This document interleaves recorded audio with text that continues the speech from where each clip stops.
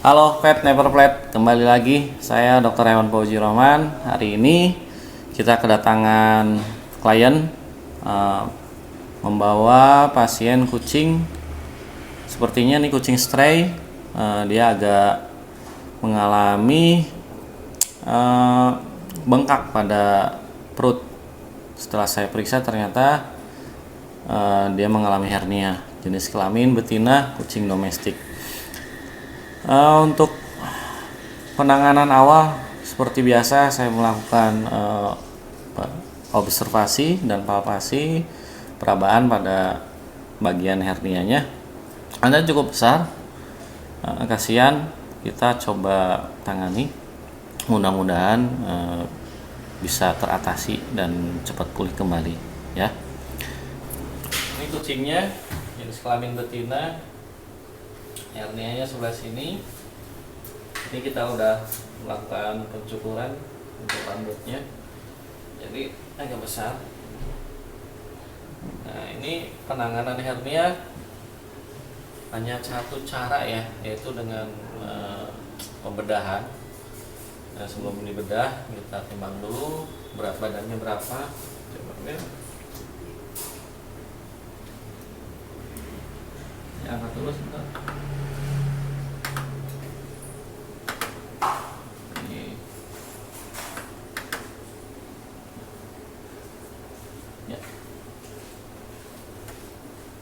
Berat badannya sekitar 2,7. Sebelum itu saya juga lakukan pengecekan suhu. Suhunya 37,9. Nah, untuk tahap selanjutnya kita mau melakukan prepare untuk operasi. Ini kucing sudah dibius posisinya. Ini apa tuh? Organ tubuh dari perut pindah semua ke sini. Jadi hernia itu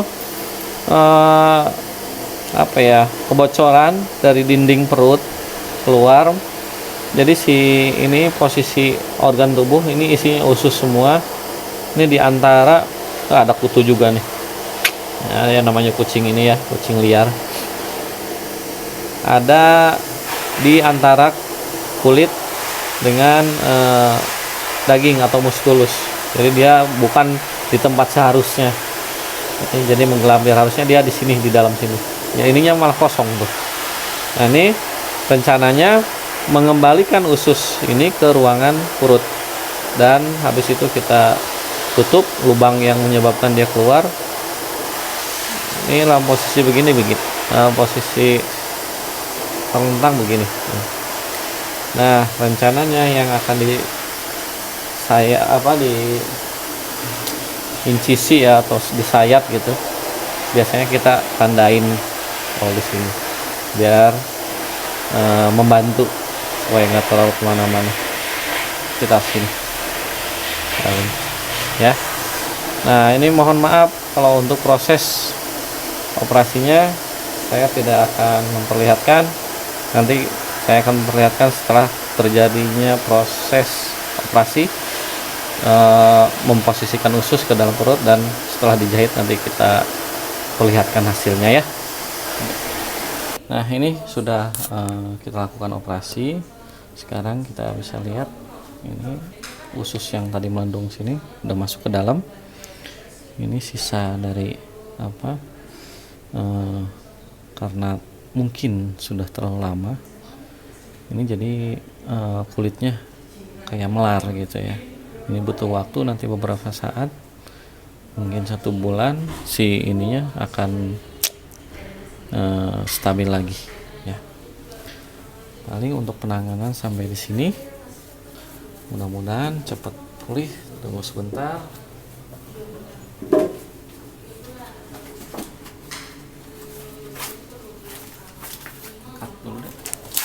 Untuk melindungi lukanya, kita plester supaya cepat sembuh.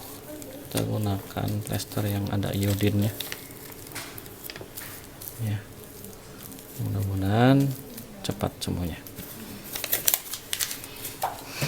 Ini nanti dia akan sadar pas kemungkinan besar 2 atau 3 jam lagi ya, mudah-mudahan sembuh. Nah, tadi sudah kita lakukan penanganan hernia pada kucing domestik, kucing liar yang dari asalnya kalau dari kota Cimahi kalau nggak salah.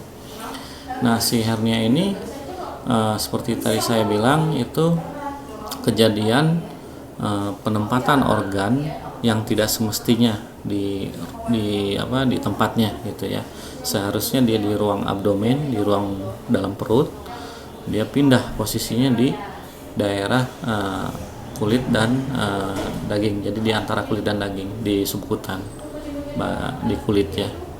Dan ini hernia ini isinya tadi itu usus, beberapa usus, tadi usus 12 jari, usus halus, sama ada juga usus besar, sama ini apa tuh tadi tuh namanya pankreas, udah masuk ke arah situ.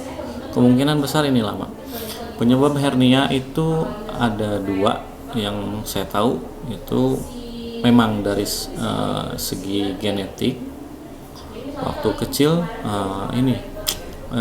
pembentukan organ tubuh yang kurang sempurna, yaitu kalau kebanyakan tuh di udelnya ya, kayak bodong gitu, itu awal muasalnya hernia. Jadi semakin beriringan waktu, tertekan terus organ yang ada di dalam perut itu nekan terus, akhirnya si lubang yang di udel itu, yang bodong itu semakin membesar, dan akhirnya semua organ yang di dalam perut itu keluar semua. Itu salah satunya. Terus yang kedua, penyebabnya bisa karena traumatik itu kekerasan, kejadian kekerasan, yaitu tabrakan atau kena tendang, kena pukul, yang akhirnya dinding perut bisa pecah. Dan ini hernia tuh juga banyak jenisnya ya. Yang pernah kita tangani di sini hernia apa sih ini, hernia umbilikalis. Hernia umbilikalis itu yaitu hernia yang di perut yang bodong itu ya, di udel, terus yang di beberapa bagian di abdomen, dan ada juga hernia diafragma, yaitu di antara ruang dada, torak, sama ruang abdomen, ruang perut, itu ada sekat namanya diafragma. Terkadang diafragma ini juga ada yang bolong. Nah, yang bolong ini yang disebut kebocoran, yang akhirnya entah itu organ yang di dalam perut masuk ke rongga dada, atau organ yang dalam rongga dada masuk ke perut. Nah, organ yang di dalam rongga dada itu biasa yang terdapat jantung sama paru-paru ya. Tapi di ruang rongga perut itu usus, perut, ginjal,